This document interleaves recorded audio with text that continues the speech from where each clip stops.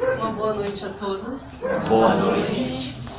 Poxa, né, gente? Com esse salão cheio, a gente já fez melhor com isso aqui bem mais vazio, né? Boa noite. Boa noite. Uma boa noite a todos. Sejam todos muito bem-vindos, encarnados e desencarnados. Obrigada pela presença de todos nessa noite que é tão especial para todos nós aqui do Maria de Nazaré. É muito bom, né, no momento em que nós estamos celebrando o aniversário dessa casa, ver tantos rostos amigos, tantas pessoas que são queridas aos nossos corações, pessoas especiais e que ao longo desses 2 anos têm compartilhado conosco dessa experiência, de uma experiência tão especial, porque essa é a casa que acolhe como nome, né, Maria de Nazaré, a mãe do nosso querido Jesus, do nosso querido Mestre. Essa casa, ela nasce do amor de uma mãe e de um pai.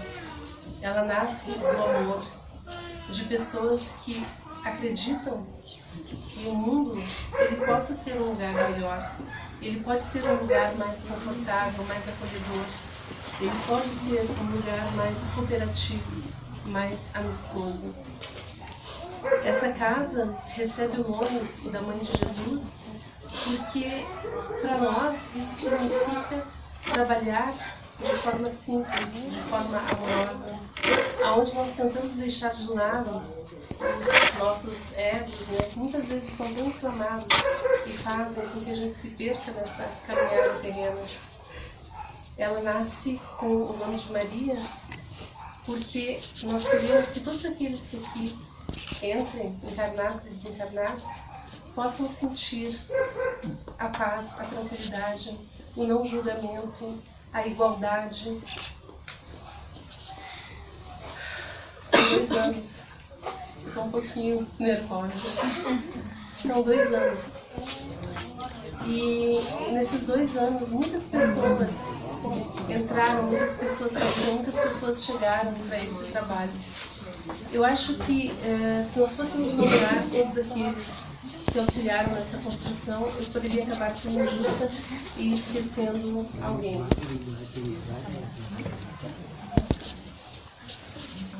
Tem lugar aqui na frente, pessoal, se vocês quiserem. Fiquem à vontade. Nós estamos vivendo nesse momento um mundo de transformações, um mundo de transição.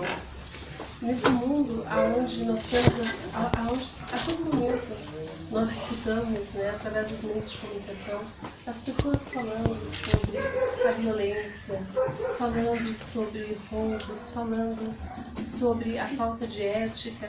A gente acaba, às vezes, se sentindo meio desestimulado. Às vezes, nós quase que perdemos a esperança. Mas nós não devemos fazer isso. Nós estamos muito bem amparados. Nós estamos muito bem guardados no amor de Deus e do nosso querido Mestre Jesus. Nada do que acontece, nada do que tem acontecido é em vão. Tudo tem uma razão de ser e esse é o momento do nosso testemunho. O momento do testemunho de cada um de nós, na tentativa de fazermos o melhor em nós e fazendo em nós, fazendo também ao nosso redor. Eu não quero me estender muito, porque hoje nós temos uma palestra especial, ela vai levar um tempo, mas eu queria dizer a vocês que nesse mundo que nós estamos vivendo agora, onde nós precisamos dar o nosso testemunho, talvez nós devamos mais do que nunca lembrar de Maria. Lembrar de Maria quando o anjo aparece para ela dizendo que ela vai ser a mãe de Jesus. E mesmo com medo, mesmo com todas as dificuldades que aquilo poderia representar, ela diz: Senhor, eis aqui a tua serva, que se faça em mim segundo a sua vontade. E quando seu filho é crucificado, quando ele é morto injustamente, e na dor violenta que ela sente ao ver o filho ali, novamente ela repete a mesma frase. E talvez todos nós, nos nossos corações, da nossa maneira, do nosso jeito, mas com muita sinceridade e cada um no seu ritmo, todos nós também devemos dizer: Senhor, eis aqui os seus servos, que se faça em nós, segundo a tua vontade, e que nós nos coloquemos verdadeiramente em trabalho pelo Cristo. que verdadeiramente o nosso coração se sintonize com o dele e nós possamos ser aqueles que, de alguma forma, da mais simples que seja, nós possamos contribuir para uma sociedade melhor. Eu convido a todos nesse momento para que nós possamos fechar os nossos olhos e todos juntos, em agradecimento, possamos dizer: Ave Maria, cheia de graça, o Senhor é convosco. Bendita sois vós entre as mulheres, e bendito é o fruto do vosso ventre, Jesus. Santa Maria, Mãe de Jesus, rogai por nós, pecadores, agora e na hora de nossa passagem. Que assim seja. Nesse momento nós vamos assistir, a palestra dos nossos amigos Música com Jesus. Eu espero que todos gostem e que podem passar.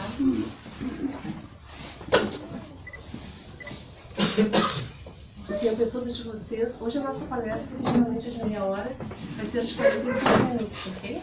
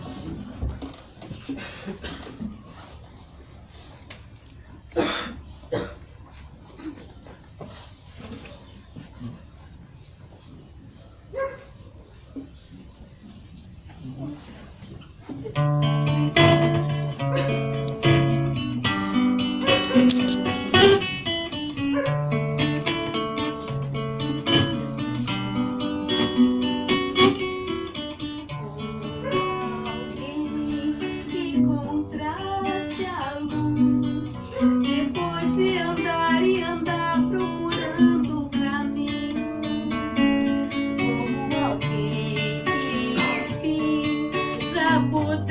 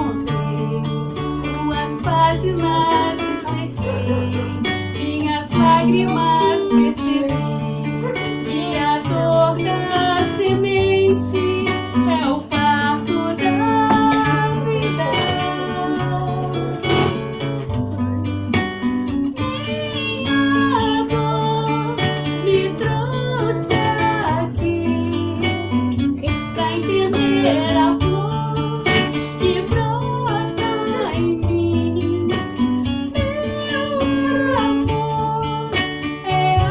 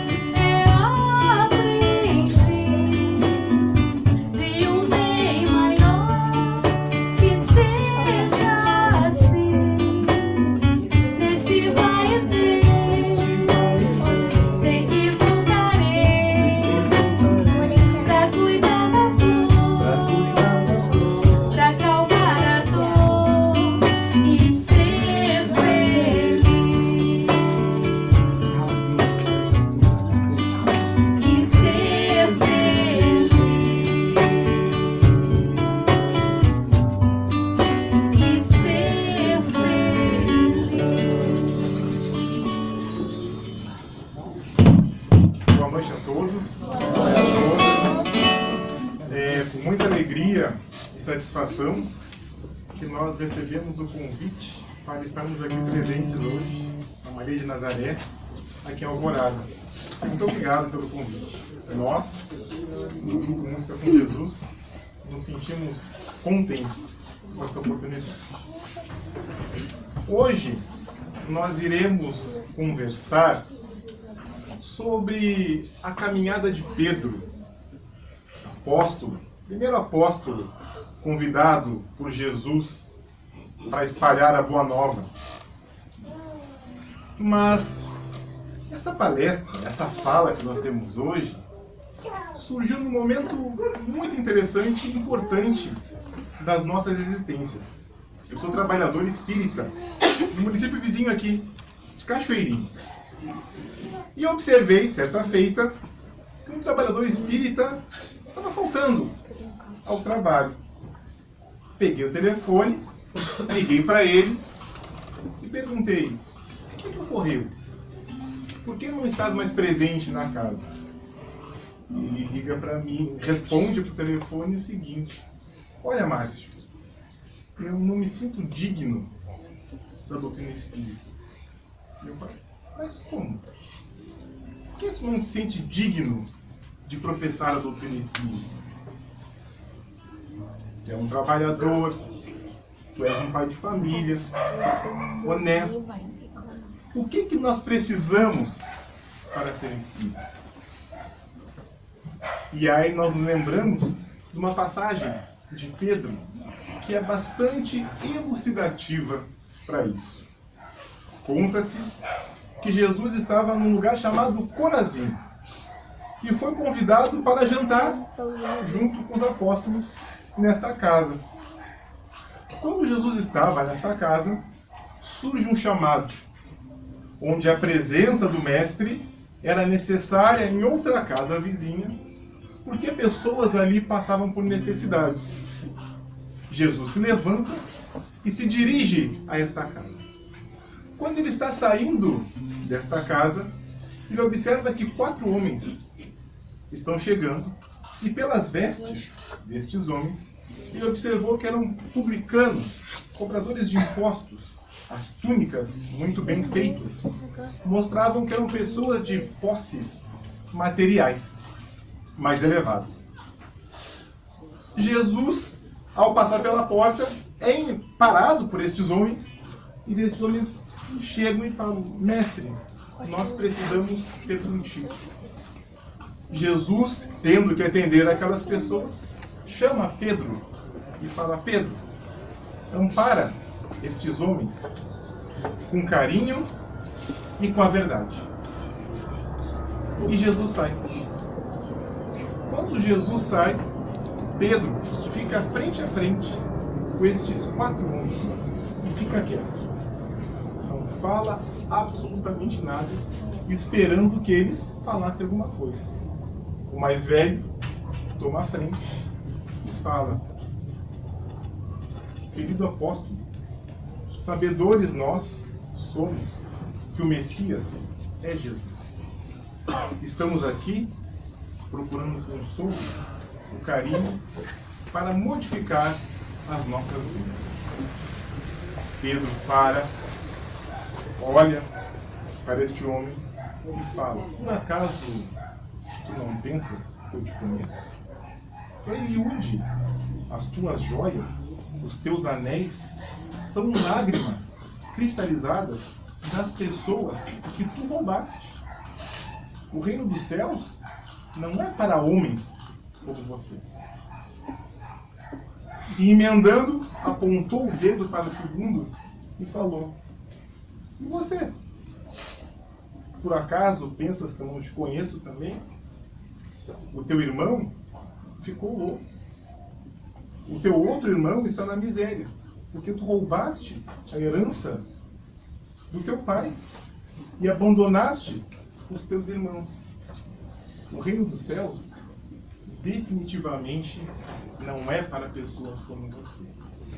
E já alterado, Pedro se dirige ao terceiro e fala: ah, Zacarias, sei muito bem quem és. Compraste a dívida daquele pobre sapateiro com o único objetivo de roubar a mulher. Ele morreu. Tu tens a viúva. Que queres mais? Voltando-se para o quarto, fala: e tu, Ananias, elevaste o preço das hortaliças, dos alimentos, e jogaste muitas crianças à miséria, à mendicância. Definitivamente, o reino dos céus não é para nenhum de vocês. Nisso entra Jesus. Olha para Pedro e fala: Pedro, o que fizeste? E Pedro: não me pediste, mestre, para amparar com carinho e a verdade? Pois bem, falei a verdade. Jesus abraça aqueles 4 homens e convida aqueles 4 homens a jantar na mesa com eles. E ali Jesus começa a falar das bem-aventuranças, do reino de Deus, e aqueles homens se sentem renovados com aquela conversa. Depois de ir embora, esperançosos, Jesus, indo para a residência, junto com Pedro, de noite, sob a luz das estrelas e do luar, Pedro para e fala o seguinte para o Mestre Jesus: Mestre, se a gente tem que agir assim com os homens maus, como é que a gente vai agir com os homens bons? Jesus olha para Pedro e fala: Pedro, eu não vim para os santos. O Evangelho veio para todos nós. Hoje, eu vinha vindo do trabalho conversando com uma pessoa, e ela me contava um caso muito interessante. De um menino de 17 anos de idade. Mora num abrigo e esteve internado na fase durante algum tempo, e agora ele entrega panfletos de uma igreja evangélica. E ele falava o seguinte: olha, a gente não deve ter vergonha de pregar a palavra de Jesus. Entregando, né, santinhos ali, falando de Jesus. Uma pessoa que foi lá perto: eu te conheço, né? Tu não era aquele cara da fase? Sim, não era da fase. Mas agora eu estou aqui, com Jesus. Jesus veio falar para cada um de nós. Não existe sequer uma alma que não seja digna do Evangelho. Porque Jesus veio para nós.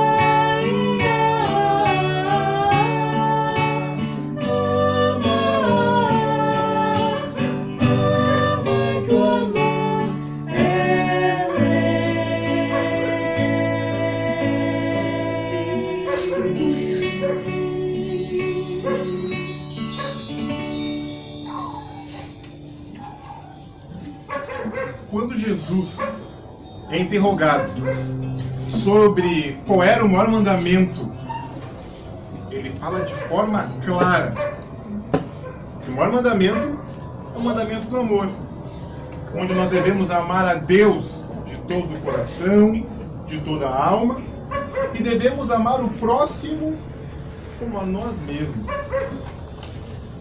A nossa vida deve ser um exercício de amar. Amar a todos. A grande questão é que, para amar indistintamente, é necessário fortalecermos em nós a fé. É muito fácil, muitas vezes, manter a fé quando tudo transcorre na nossa vida de forma tranquila e harmoniosa. Mas bem sabemos que existem dificuldades em nossas existências pelas quais todos nós passamos indistintamente. E é diante destas dificuldades que nós somos chamados a exercitar a nossa fé. Uma passagem muito interessante da vida de Pedro nos mostra muito bem isso. Conta-nos que, certa feita, Jesus, reunido com uma multidão de pessoas, a tarde já ia caindo, a noite ia se aproximando, e Jesus tinha que se deslocar. E para atender as pessoas que estavam ali, chamou os apóstolos e falou o seguinte: olha, peguem o barco, vão na frente, que depois eu vou ao encontro de vocês. Os apóstolos fizeram isso. Pegaram um barquinho, colocaram um barquinho no lado e foram. Acontece que no meio desta viagem chega uma grande tempestade e o barco começa a jogar de um lado para o outro. A tempestade se avoluma a tal ponto que as pessoas que estavam no barco temiam pela sua vida. O desespero bateu.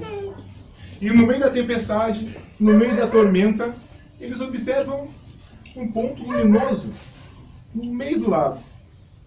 Eles param, tentam divisar melhor o que era aquilo, até que alguém fala: é o Mestre, é Jesus. Ele está lá, no meio do lago. E eles, meio descrentes: se é Jesus mesmo, faz com que eu vá até você. Pedro para, bota o pé para fora do barco e eles gritam: não faz isso, não faz isso. Ele tira os dois pés e vai caminhando em direção a Jesus.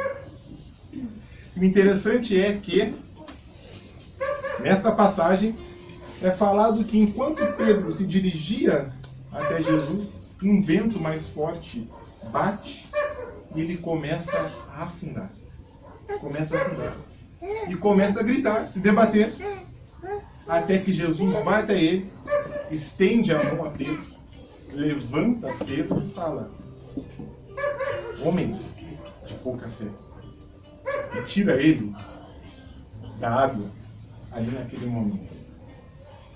Olha que coisa interessante a escritura. Ele ia muito bem, mas quando bate o vento, quando bate dificuldade, ele fraqueja. E é assim com nós, na nossa vida, na nossa existência. As coisas acontecem conosco desta maneira.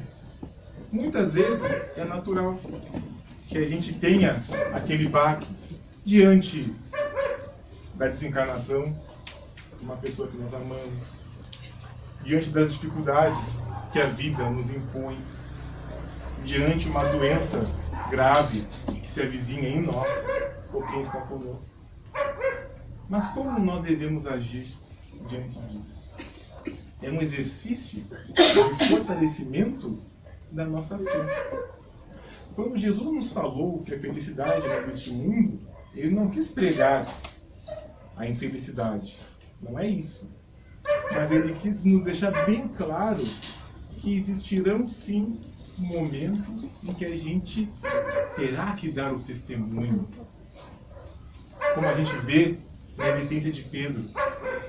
Durante a última ceia, estavam todos reunidos ali naquele momento, quando Jesus se dirige a eles e fala: olha, será a última vez que eu irei me reunir com vocês. Os apóstolos: não, que isso? Não. É a última vez que eu estarei com vocês, esta noite. E Pedro levanta: mestre, nós sempre estaremos contigo. Jesus olha para Pedro e fala: Pedro, para onde eu vou, não irá querer, não vai ir para onde eu vou. E Pedro levanta a mão e fala: mestre, eu estarei sempre contigo. Jesus se vira e fala: Pedro, antes que o galo cante 3 vezes, tu irás me negar. Na mesma noite, Jesus é preso e conduzido a um palácio. Pedro vai no meio da multidão para saber o que estava acontecendo ali. Quando ele está na frente do prédio, uma mulher se levanta, aponta para Pedro e fala: tu és um deles. Pedro olha aquela mulher e fala: eu não conheço este homem. E ela insiste: tu és um deles. E ele, já alterado: não conheço este homem. Quando ele vai negar a 3ª vez, o galo canta. E ele observa o que ele tinha feito. E sai dali muito triste. Fraquejou na sua fé. Mas este mesmo homem, que fraquejou durante este momento, vai ser aquele homem que depois da desencarnação de Jesus, numa conversa com Jesus, larga tudo o que ele tem de bem material, pega a sua família e vai fundar a Casa do Caminho, um centro onde atendia a todos, indistintamente.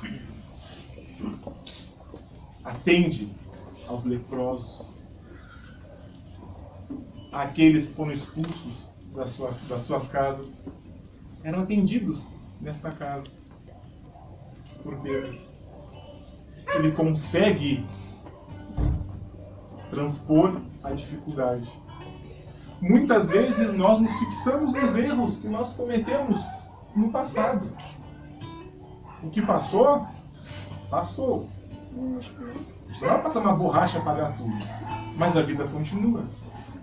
É hora de olhar para frente, seguir em frente na nossa caminhada, sempre.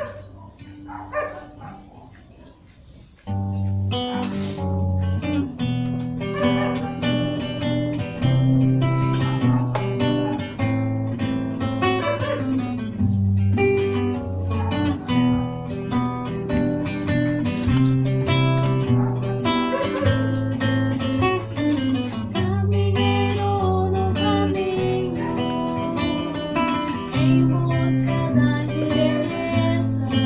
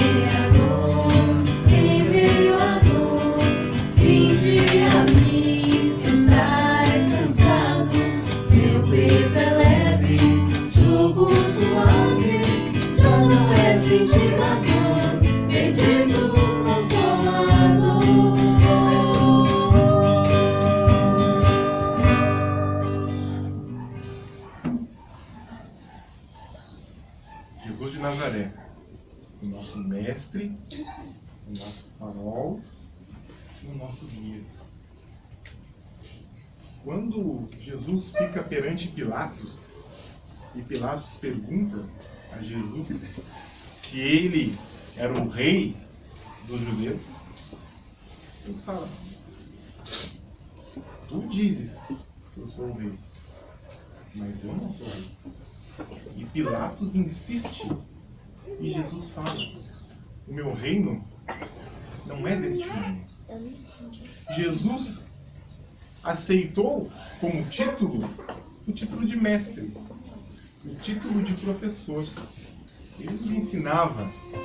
Ele, em essência, era um verdadeiro mestre, com uma didática incomparável. Pedro, que havia negado 3 vezes Jesus, logo após a desencarnação de Jesus, algumas semanas depois, tem um encontro com o Mestre. E nesse primeiro encontro com o Mestre, Jesus pergunta a Pedro: Pedro, tu me amas? E Pedro: sim, Mestre, eu te amo. E Jesus pergunta novamente: Pedro, tu me amas? E Pedro confirma. E não contente, Jesus pergunta pela 3ª vez: Pedro, tu me amas? Olha que coisa fantástica. Antes, 3 vezes. E agora, 3 vezes. A confirmação. Se me ama, vá a Jerusalém e funde a casa do caminho. E ele vai para lá e faz um trabalho fantástico, memorável, nessa instituição de caridade. O tempo passa e Pedro vai ficando velhinho.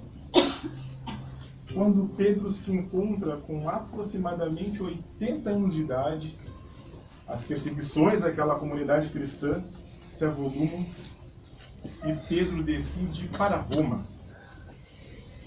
Pedro sobe num barco e vai para Roma. Chegando em Roma, continua o trabalho da pregação cristã.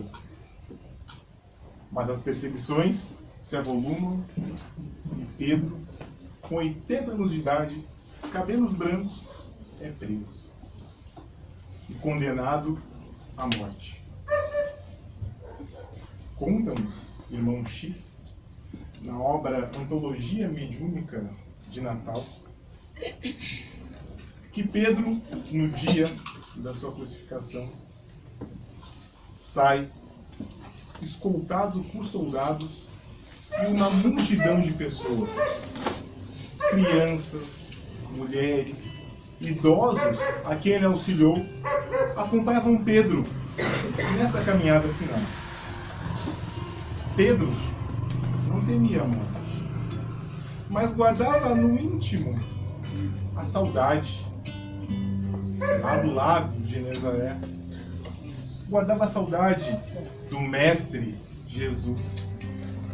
Nessa caminhada, onde todos reverenciavam, até os soldados que conheciam o trabalho de Pedro, prestavam, ali naquele momento, uma reverência àquele homem. Pessoas beijavam as mãos. E nessa caminhada, Pedro observava o Campo de Marte, com os monumentos a Augusto, o rio Tibre ao longe, os casarios, as termas romanas, absorto nos seus pensamentos. Naquela multidão de pessoas que acompanhavam, só tinha uma pessoa que destoava de tudo aquilo. Era um soldado pretoriano chamado Sertório Aniceto. Durante toda a caminhada, Sertório proferia injúrias a Pedro. Chamava de judeu sujo, imundo.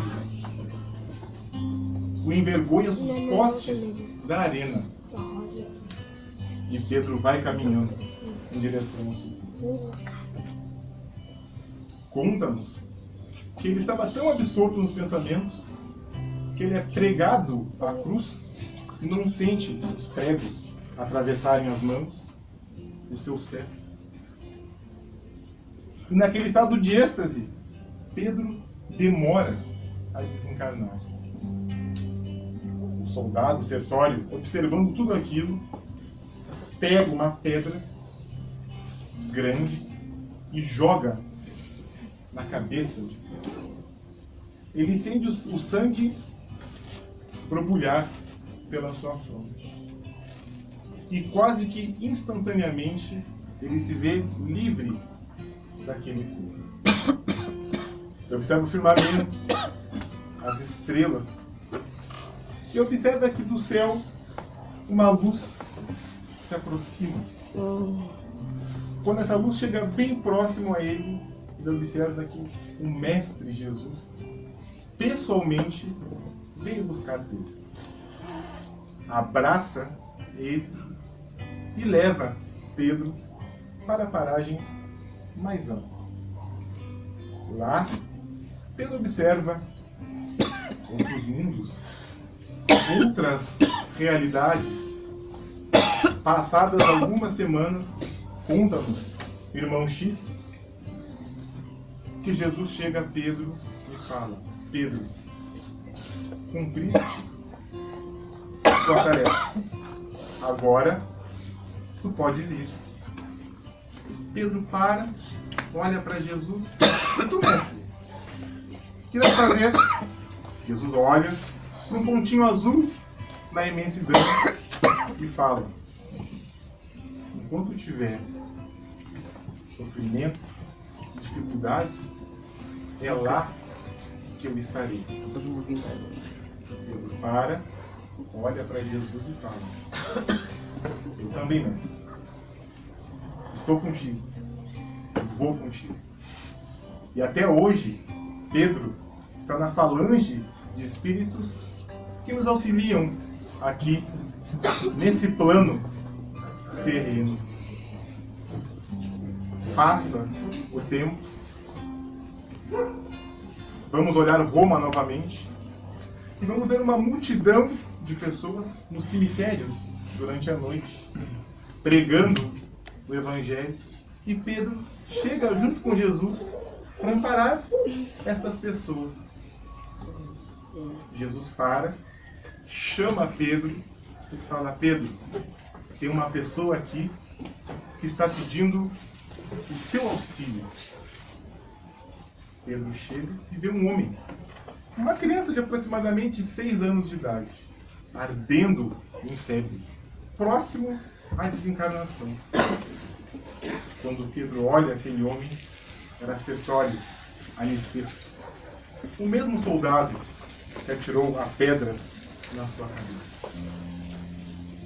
Pedro impõe as mãos sobre essa criança e ela quase que instantaneamente vê cedida a febre e se abraça ao pai contente. Pedro nos dá lição de amor e de perdão. Porque todos nós somos passíveis de amar, mas também de perdoar.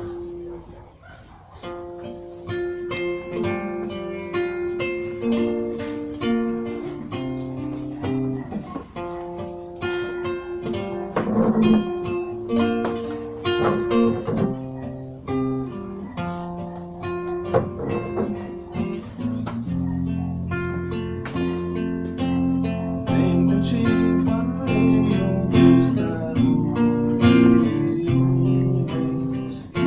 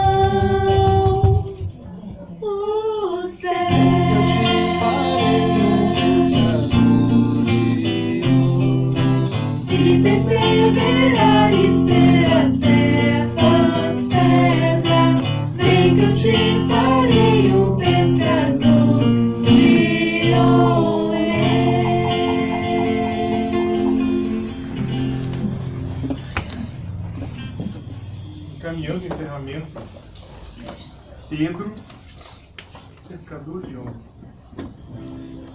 Olha que coisa interessante, fantástico. Numa existência, esse espírito, homem rude, homem como qualquer um de nós, atingiu esse grau de elevação espiritual. Nós nos perguntamos: o que nós podemos fazer para a nossa evolução? Certamente, Jesus não vai pedir para homens como eu para abrir uma casa do caminho. Não vai pedir para homens como eu, ainda que estão em dificuldades, a amparar 4, 5 mil crianças. Mas pode pedir para cada um de nós, segundo as nossas qualidades e segundo as nossas necessidades, o testemunho do bem. Se eu não posso amparar 5 mil crianças, se eu não tenho forças para abrir uma casa assistencial, eu posso, por exemplo, dar o meu testemunho cristão na minha casa, com os meus filhos, com a minha esposa, com a minha mãe. Jesus não nos dá um fardo maior do que a gente consiga aguentar. Ele conhece a cada um de nós. E Deus, o nosso Criador, conhece os pormenores da nossa evolução. E oferece-nos, no nosso dia a dia, as possibilidades para essa escalada. A doutrina espírita nos fala claramente que todos nós, eu falo todos, um dia seremos anjos do céu. A lei do progresso é para todos. Chegaremos sim na esfera dos espíritos crísticos, mas para isso precisamos dar os nossos testemunhos, que pode começar nas pequenas coisas do nosso dia a dia, na casa, no serviço, com os nossos familiares. O verdadeiro espírita não é reconhecido pela perfeição que ele tem, mas pelos esforços que ele faz para domar as suas más tendências. Hoje, vocês, nós, Música com Jesus, estamos aqui, numa noite de segunda-feira, reunidos em torno, não do Música com Jesus, mas em torno da Boa Nova, em torno do Evangelho, que deve e com certeza será o guia das nossas existências. Nós agradecemos muito a presença de todos por nos ouvir aqui e auxiliar na nossa caminhada. Vocês, nós, fazemos parte do Evangelho do Mestre Jesus. Encerraremos com prece?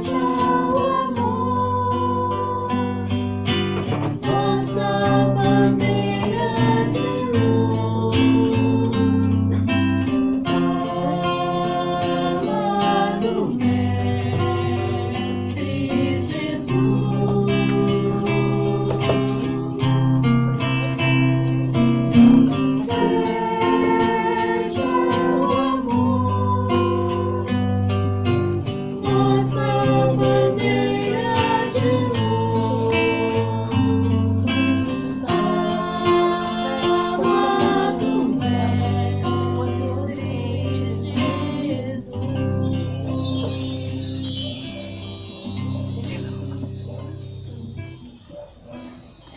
Nós agradecemos